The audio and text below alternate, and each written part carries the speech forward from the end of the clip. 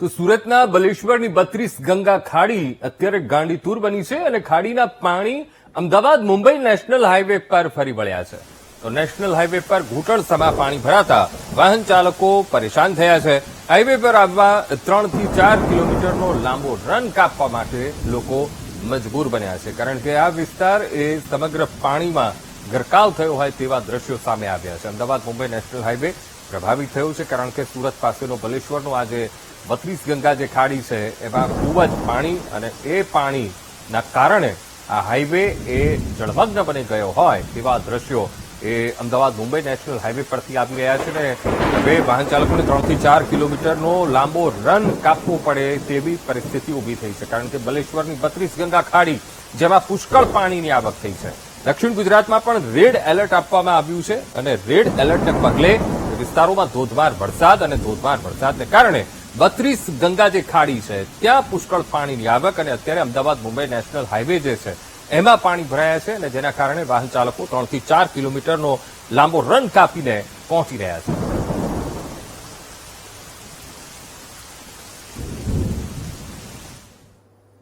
તો આ તરફ સુરત શહેરમાં ભારે વરસાદ બાદ અનેક સ્થળો પર વરસાદી પાણી ભરાયા છે. શહેરના લિંબાયત રેલવે ગરનાળામાં પાણી ભરાયા છે, અને રેલવે અંડરપાસ પાણીમાં ગરકાવ થતા વાહનોની અવર જવર અત્યારે પ્રભાવિત થઈ છે. તો વાહન વ્યવહાર માટે વૈકલ્પિક ઓવરબ્રિજ એ પણ તૈયાર કરાયું છે, અને ઓવરબ્રિજ દૂર પડતો હોવાથી રેલવે અંડરપાસનો ઉપયોગ શહેરીજનો કરતા હોય છે. ત્યારે આ અંડરપાસમાં પાણી ભરાયા બાદ ધંધાર્થીઓ અને સામાન્ય કામદાર લોકો પાણીમાંથી જવા માટે મજબૂર બન્યા છે.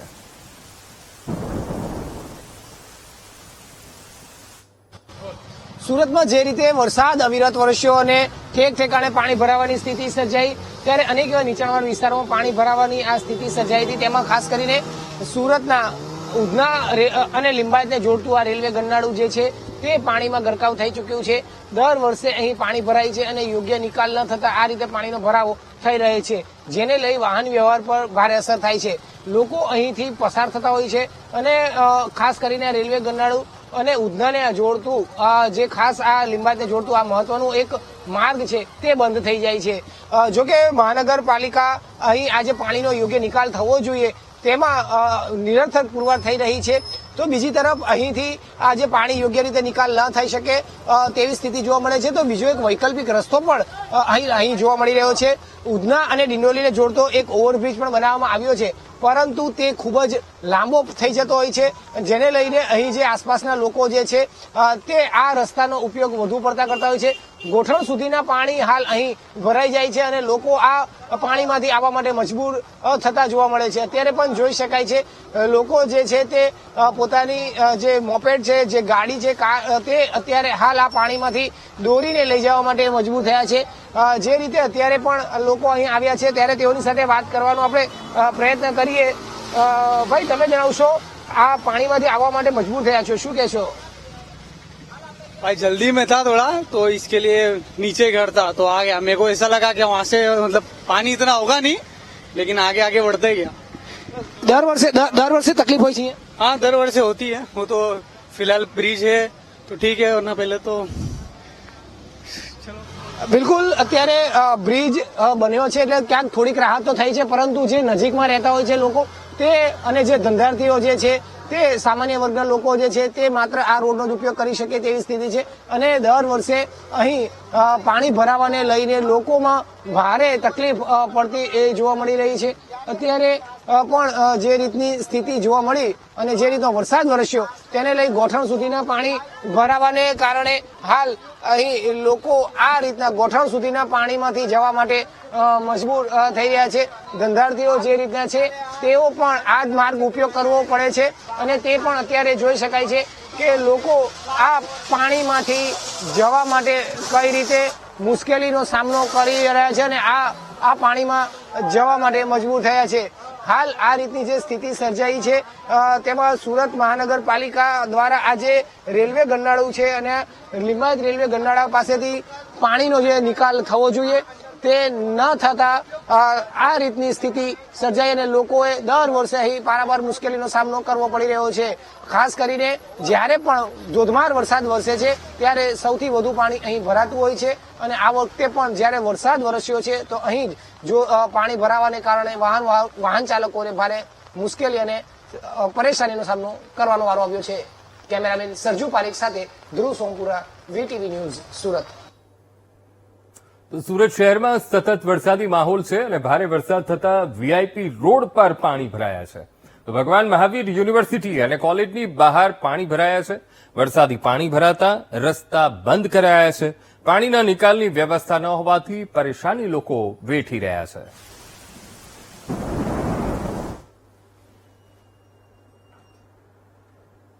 સમગ્ર શહેર જળબંબાકાર જેવી સ્થિતિમાં જોવા મળી રહ્યું છે. સુરતમાં ઠેક ઠેકાણે કમર સુધીના તો ક્યાંક ઘૂંટણ સુધીના તો ક્યાંક ગોઠણ સુધીના પાણી ભરાયા છે. સુરતના અત્યારે આ પોસ્ટ વિસ્તાર ગણાય છે એવો સુરતનો આ વેસુ વીઆઈપી રોડ છે અને વેસુ વીઆઈપી રોડની સાથે જે ભગવાન મહાવીર કોલેજ આવી છે, યુનિવર્સિટી આવી છે, તેની બહાર જ અત્યારે કમર સુધીના પાણી છે તો ક્યાંક આગળ ગોઠણ સુધીના પાણી છે. અત્યારે પણ તમે આજે જોઈ શકો છો કારના અડધી કાર ડૂબી જાય તેટલા પાણી આ મુખ્ય માર્ગ ઉપર ભરાઈ ચુક્યા છે.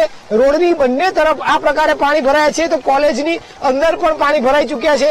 અહીં જે રસ્તા પર મુકાયેલી જે કાર છે તે પણ જોઈ શકાય છે કે તેમાં કાર કઈ રીતે ડૂબી ચૂકી છે. આ માર્ગ પર જયારે અમે પસાર થઈ રહ્યા છીએ ત્યારે જોવા મળી રહ્યું છે કે આ કાર રોડમાં જેમ જેમ આગળ જવાય છે તેમ તેમ ખૂબ જ પાણી ઊંડું થતું જાય છે અને આ કહી શકાય તો કે આ વરસાદ વરસવાને કારણે આ પાણીનો ભરાવો થયો છે. આ જે રીતનું પાણી ભરાય છે તેમાં અત્યારે જોઈ શકાય છે કે મુખ્ય માર્ગ છે વેસુ વીઆઈપી રોડ એટલે કે ખાસ કરીને સુરતનો પોસ્ટ વિસ્તાર ગણાય છે અને છેલ્લા 2 દિવસથી જે રીતે ધોધમાર વરસાદ વરસી રહ્યો છે, ગતરોજ 1 કલાકમાં 4.5 થી 5 ઇંચ જેટલો વરસાદ વરસ્યો. ત્યારબાદ આજે વહેલી સવારથી છૂટો છવાયો વરસાદ વરસ્યા બાદ છેલ્લા અડધો થી પોણો કલાકથી સતત ધોધમાર વરસાદ વરસવાનું શરૂ થયું છે. પવન સાથે ધોધમાર વરસાદ વરસી રહ્યો છે જેને લઈને જે વેસુ વીઆઈપી નો આ જે રોડ છે ભગવાન મહાવીર કોલેજની સાથેનો આ જે રોડ છે ત્યાં અત્યારે કમર સુધીના પાણી ભરાઈ ચુક્યા છે.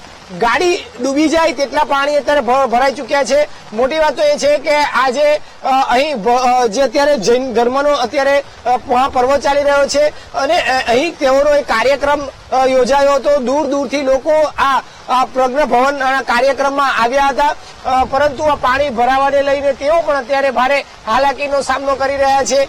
પાણી ભરાવાને લઈને આ વિસ્તારમાં આ રોડ પર વાહન વ્યવહાર પણ બંધ કરી દેવો પડ્યો છે. રોડની બંને તરફ જે છે તે ખાસ પોલીસને અને ઉભા રાખવામાં આવ્યા છે જેઓ અહીંથી કોઈ પણ વાહન પસાર ન કરવામાં આવે તે માટે તમામને રોકી રહ્યા છે. રોડની બંને તરફ જોઈ શકાય છે કે કમર સુધીના પાણી છે. કેટલાક વિદ્યાર્થીઓ બાળકો આ પાણીમાં રમી રહ્યા છે તો બીજી તરફ જે બીઆરટીએસ નું આખું સ્ટેશન છે તે પણ પાણીમાં ગરકાવ થઈ ગયું છે. એટલું જ નહીં પરંતુ આ રોડની ઉપર જે ડિવાઈડર આવ્યા છે તે ડિવાઈડર પણ આખો પાણીમાં ગરકાવ થઈ ચુક્યો છે અને એક સમાન પાણી આખું અહીં થઈ ચુક્યું છે જાણે આ આખો વિસ્તાર બેટમાં ફેરવાયો હોય ને આ તળાવ કે નદી હોય તે પ્રકારની સ્થિતિ હાલ અહીં જોવા મળી રહી છે. જે રીતે અત્યારે હાલ આ દ્રશ્ય છે તે સુરતમાં પડી રહેલા અવિરત ધોધમાર વરસાદે સર્જ્યા છે અને તેને કારણે આ સ્થિતિ હાલ અહીં જોવા મળી છે.